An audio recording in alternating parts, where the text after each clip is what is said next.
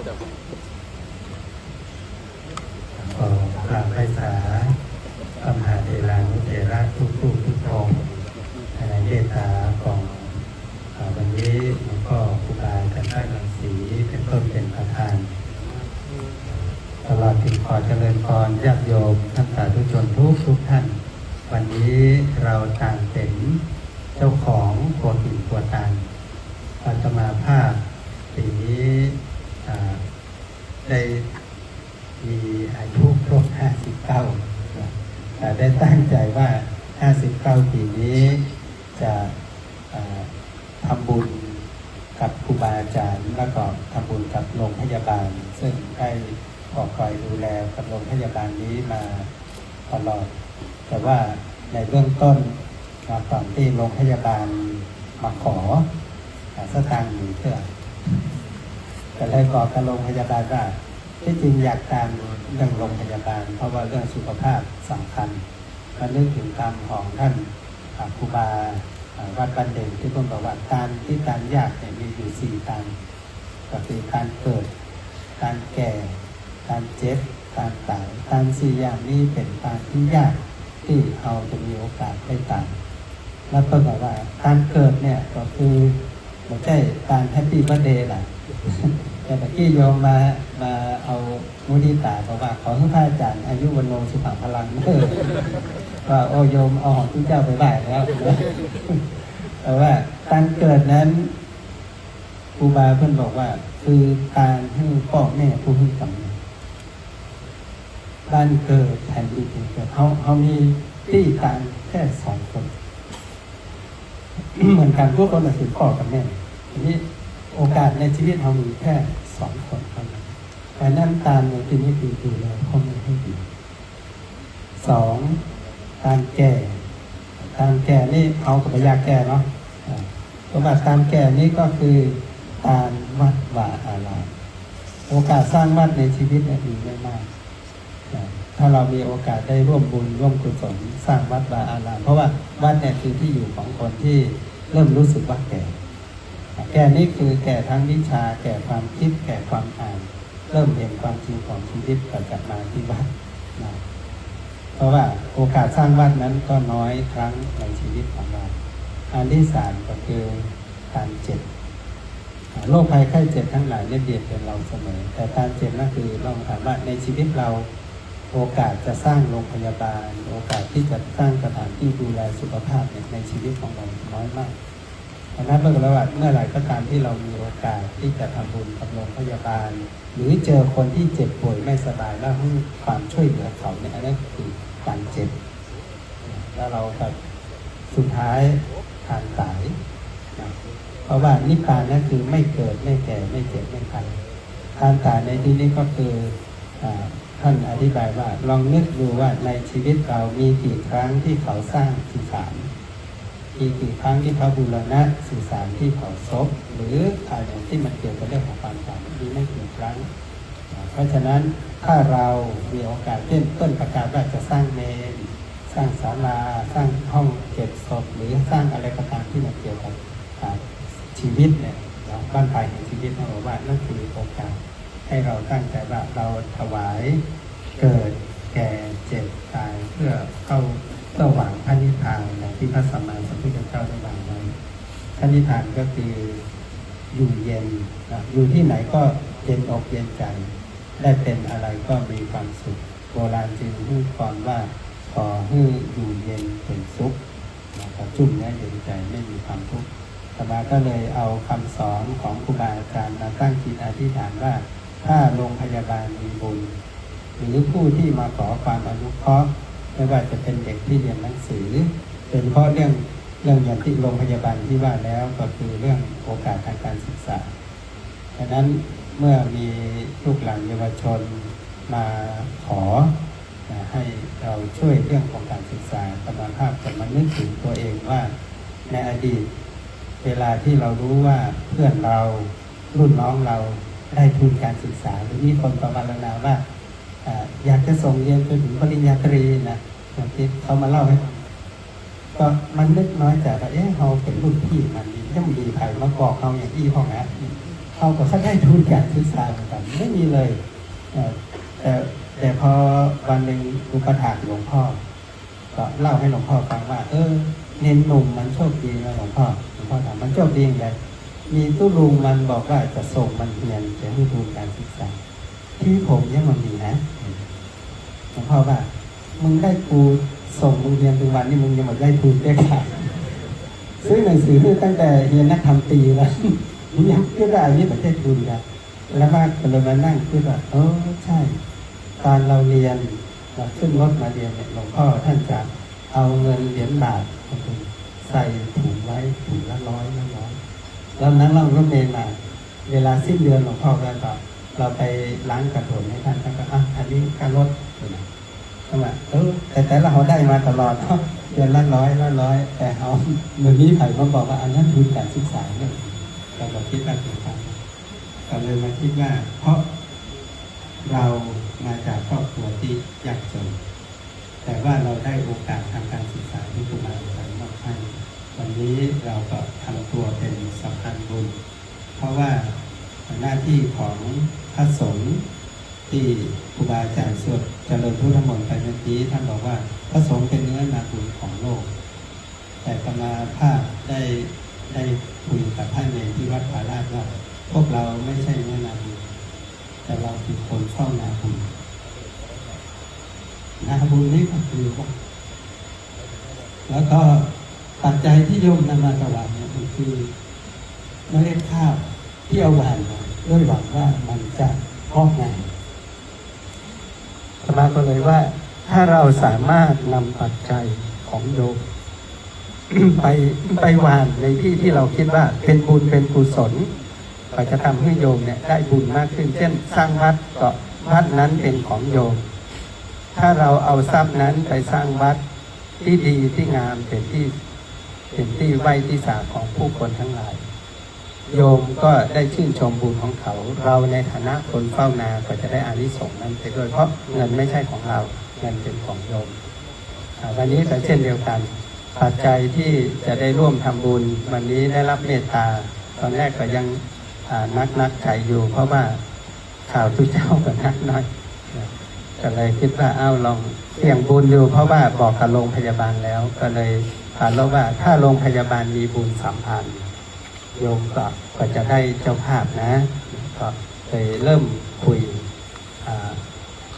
โชคดีว่าวันนั้นก่อนเข้าพรรษาเนาะโยมมาทำบุญถวายเทียนก็เลยพาลบให้โยมคุณฟังเขาบอกว่าไม่เป็นไรนะ500,000เองฟังคำพูดโยม500,000เองนี่มองเอา50 บาทเลยเนาะ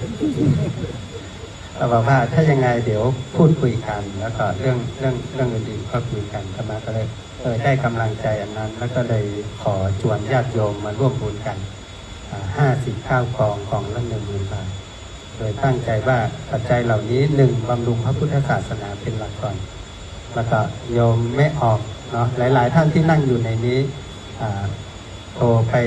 นอกจากคุยกับโยมคุณแล้วโทรไปคนแรกเลยที่เดินทางเข้ามาก็คือโยมแม่พิษนะบอกโยมแม่พิษว่าแม่พิษเนี่ยเราจะช่วยโรงพยาบาลนะแม่พิษว่าให้100,000ถึงกล่องโยมคุณบอกเอา50 กล่องแต่ท่านบอกคนละกล่องอาตมาภาพก็เลยมาคิดใจว่าให้โรงพยาบาลนั่นที่500,000ที่เหลือก็เป็นกำไร เข้ากระเป๋าที่เจ้าเนี่ยเนาะแต่ว่าไม่ทำอย่างนั้นเพราะว่าก็จะได้ไปมอบข้างทางก็เลยขออนุญาตนำเอาปัจจัยเท่าที่ญาติโยมได้สนับสนุนมาพอดีว่าโรงพยาบาลแม่ออนตอนแรกขอ500,000แต่ปรากฏว่าผอ.บอกว่ามีคนช่วยโรงพยาบาลเยอะแล้วโดยเฉพาะอย่างยิ่งพี่ตั้มยังอยู่พี่ตั้มไปร้องเพลงคอนเสิร์ตเนาะได้ปัจจัยพอที่จะสร้างห้องโรงพยาบาลก็เลยโทรไปคุยกับผอ.ส่วนของอาตมานี่ไม่เอาแล้วนะพอแล้วใช่ไหมบอกว่าไม่ใช่ครับมีระบบออกซิเจนที่ต้องใช้เกี่ยวกับการหายใจของคนที่ไม่สบายค่าใช้จ่ายประมาณ300,000 ถึง 350,000อาตมาก็เลยว่าเดี๋ยวขออนุญาตก่อนนะเพราะว่าคุยกับโยมครั้งแรกเนี่ยไม่ใช่เครื่องออกซิเจนแต่เป็นเรื่องของห้องพยาบาลก ก็เลยโทรไปเล่าให้โยมฟังโยมคูณก็บอกว่าไม่มีปัญหาอะไร เพราะว่าขอให้เป็นโรงพยาบาลแต่ว่าขอบริหารจัดการเรื่องบุญอันนี้เป็นลักษณะของการทำบุญนะก็ว่าการทำบุญที่เป็นการให้ปัญญาด้วยเป็นสิ่งที่ดี แล้วก็เท่าที่จะมาฟังแล้วก็พิจารณาดูเนี่ยเขาบอกว่าทำบุญกับวัดมักแพงแต่ตอนเวลาทำบุญกับวัดเนี่ยพระเจ้าเพิ่งจะขึ้นตึงราคาน่ะมันลดลงเพราะว่าอยากได้บุญปัจจุบันพอรู้ว่าเป็นวัดบวกราคาบวกเพิ่มแต่ว่าเดี๋ยวให้โรงพยาบาลประสานกับทางญาติโยมสมาภาพก็เลยขออนุญาตประชาสัมพันธ์ให้ญาติโยมได้รับทราบว่าบุญที่ญาติโยมได้ร่วมกันจองเป็นเจ้าภาพรวมถึงมาวันนี้นับเบื้องต้น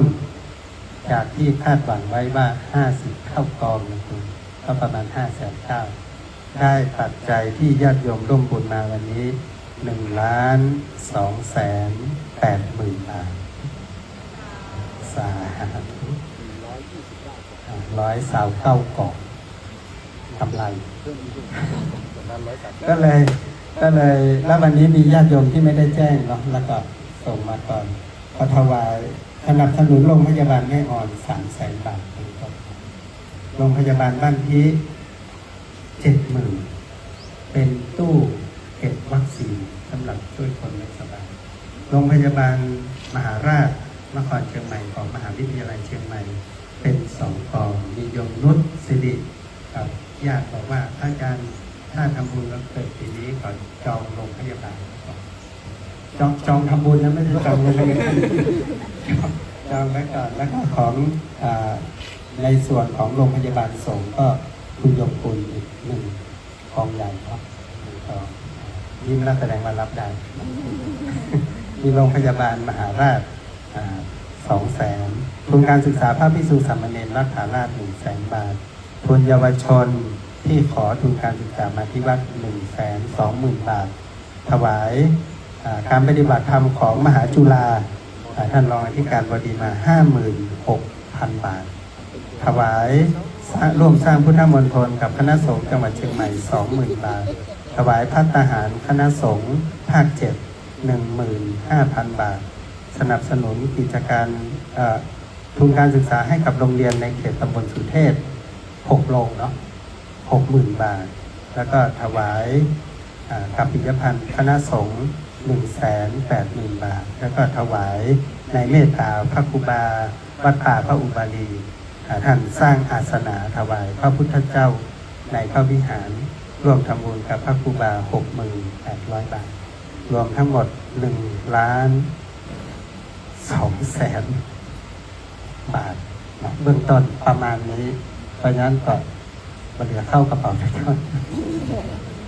ทั้งหมดเป็นทานทั้งหมดนี้เป็นหน้าบุญของญาติโยมที่ร่วมทำบุญมาตั้งแต่10 บาท20 บาทจนถึง100,000 บาท500,000 บาทขอบุญกุศลทั้งหลายทั้งปวงนี้จงบังเกิดมีแก่เราท่านทั้งหลายตั้งแต่วันนี้เป็นต้นไปให้มีสุขภาพดีแข็งแรงมีอายุมั่นขวัญยืนมีความเจริญก้าวหน้าในอาชีพหน้าที่การงานอธิษฐานสิ่งใดไว้ก็ขอให้ได้สำเร็จสมปรารถนาเหมือนกันทุกท่านทุกคนและเบื้องต้นจะขออนุญาตให้เจ้าศรัทธาเป็นตัวแทนของพวกเรามอบให้กับโรงพยาบาลแล้วก็คณะสงฆ์ขอเจริญพรท่านอาจารย์คณบดีคณะแพทย์ในนามของคณะแพทยศาสตร์มหาวิทยาลัยเชียงใหม่ได้รับมอบปัจจัยคุณโยมคุณแยกนามคุณโยมชื่อครับบวรฤดีภูลสอนสิริและทุกท่านโรงพยาบาลมหาราชครับโรงพยาบาลมหาราชเจ๊อยู่หน้านะครับยืนเหรอนั่งก็ได้ครับ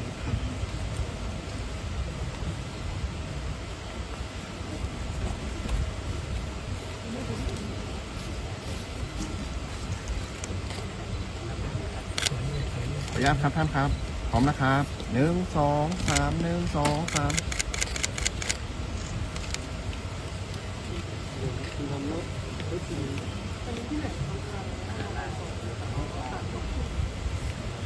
ก็ใบนิมนต์งานที่เป็นของบริจาคเพื่อ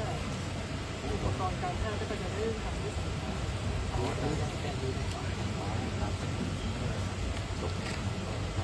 ไม่มีนะแต่ว่าเก็บอุปกรณ์ได้ต้องเก็บเป็นทรัพย์เพื่อ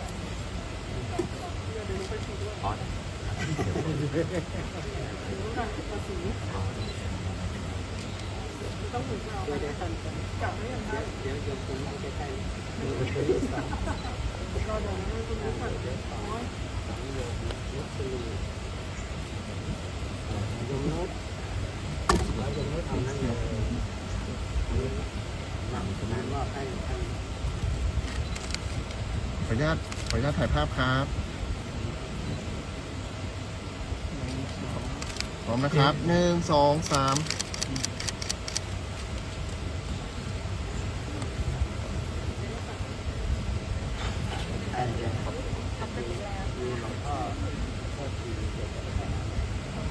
เจริญพรโรงพยาบาลตัวแทนเนาะอันนี้ตัวแทนของโรงพยาบาลบ้านพีชโยมอุบลฤดีเจริญพรอีกรอบหนึ่งขอบคุณในหน้าที่นะ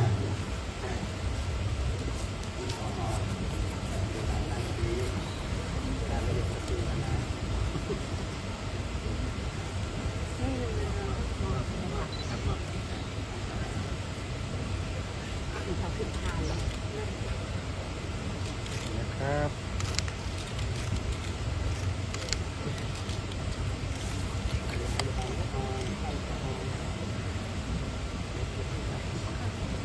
เดี๋ยวเขาคุยเรื่องแบบการประกวดกัน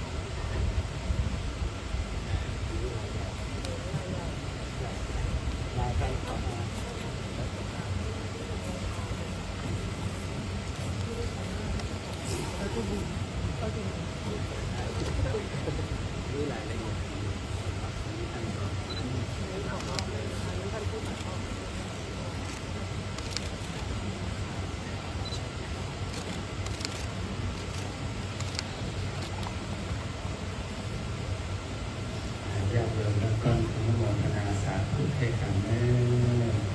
สาธุสาธุสาธุนอกจากปัจจัยช่วยโรงพยาบาลแล้วขอประกาศญาติโยมลงทานกาบมั่วข้างๆเดี๋ยวเราจะได้ไปรับประทานอาหารด้วยกันนี้โยมบวรได้ดีพร้อมกับครอบครัวรับเป็นเจ้าภาพลงทานกาบมั่วทั้งหมดเรื่องในวันนี้สาธุสาธุสาธุตลอดถึงได้รับเมตตาจากร้านอาหารลำดีที่หัวแดงรับเป็นเจ้าภาพถวายอาหารพระสงฆ์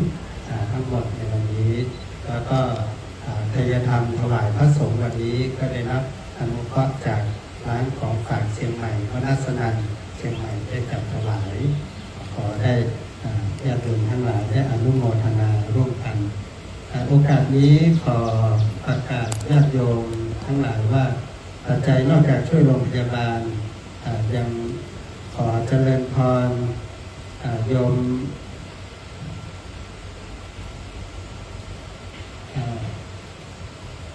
แม่ทองอยู่แม่ทองอยู่ขอเจริญพรโยมแม่ทองอยู่แล้วก็โยมแม่ติ๊ดนะโยมแม่วรภา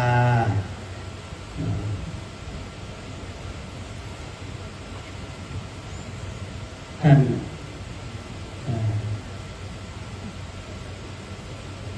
อาจารย์ดร.อุทัยเป็นตัวแทนพวกเราถวายโยมแม่ทองอยู่อันนี้ถวายหลวงพ่อรองเจ้าคณะอำเภอหลวงพ่อพระครูวิทิตปาธนาพร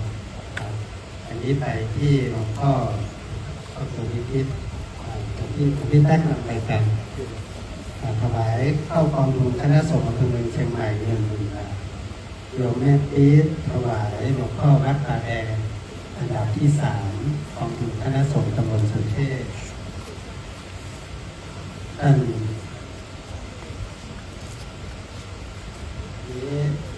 ท่านอาจารย์ ระครู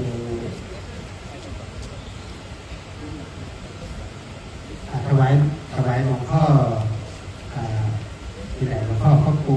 เจ้าคุณสิทธิถวายพระคุณหลวงพ่อโอ้ยไปกันคุณหลวงพ่อวัดนี่หลวงพ่อวัดบางสิงคำหลวงพ่อวัดบางสิงคำสุดท้ายเอาแม่เจอต้นไม้แล้วบอกให้ต้นนี่ถวายหลวงพ่อเจ้าคุณสิทธิเราจะมีสิทธิภาพอาหาร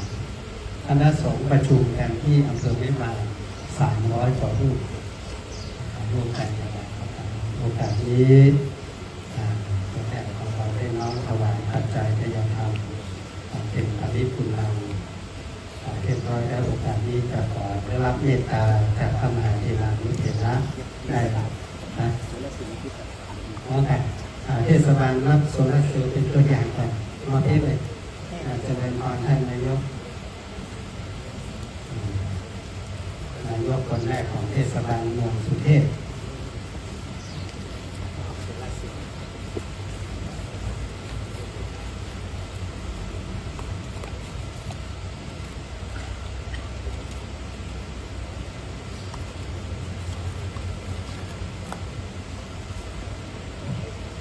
ความเมตตาพระอาจารย์ให้เมตตาขึ้นต่อ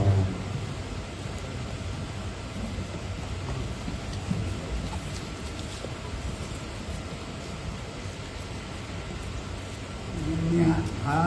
วันเดวังหาภูลาภริภูเลนติสากาลังเอวะเมวะอิโตตินังเปตานังอุปกปปติเอธิตังปฏิตังตุมังยิปะเมวะสมิจตุสัพเพภูเลนตุสังกปะจันโตปันนะโสญะธามนิโยติระโสญะธาสัพเพเตโยเววัจจันตุสัพพะโลกโกวินัสสันตุมาเตภาวะตวันดาลายโยกิติขายุโกภาวะอภิวาทานาสิริสานิจังมุนทาตัจจานิโนจัตตาโลธรรมาวัฏันติอายุวันโนสุขังพลังสัพ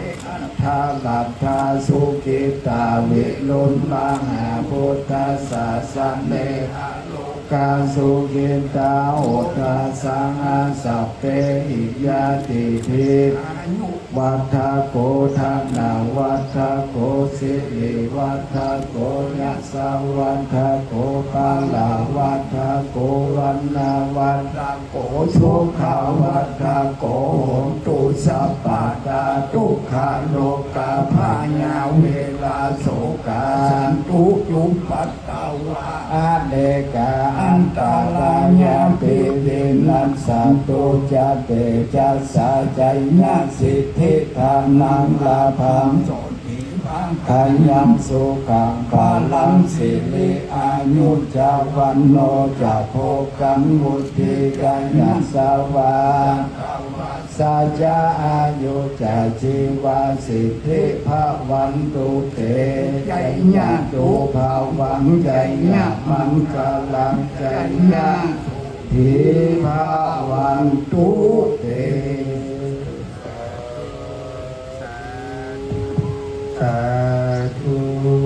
ญาติโยมแต่นี้ขอมนต์และการเจริญพรเราท่านทั้งหลายกราบถวายสักการะพระมหาเถรานุเถระวันตาน้อยทุกท่านแน่วันตามีคำเทสัพพังอาปาราคังธรรมะธรรมเมคัมเตมยาคังปุญญังสามินานุโมหิตาพังสาวินากะตังปุญญังไมหังทาตาพังสาธุสาธุอนุโมทาในวันนี้พระสังฆเจ้าเถรานุเถระเจ้าทุกองค์ได้มากระทำพิธีมังกรกรรมวัดผาลาดที่นี่สมณะสถามุลสถาทั้งหลายได้กระทำที่การกระทำความเป็นบุญกุศลวันนี้ขอคือสมจิตสมใจสมมโนไม่ใจว่างสมยังกรรมกรรมภาระนะจ ทุกผู้ทุกคนทุกหนูทุกองนั้นทุกจำปีเนี่ยแต่ดีๆเด้อ สา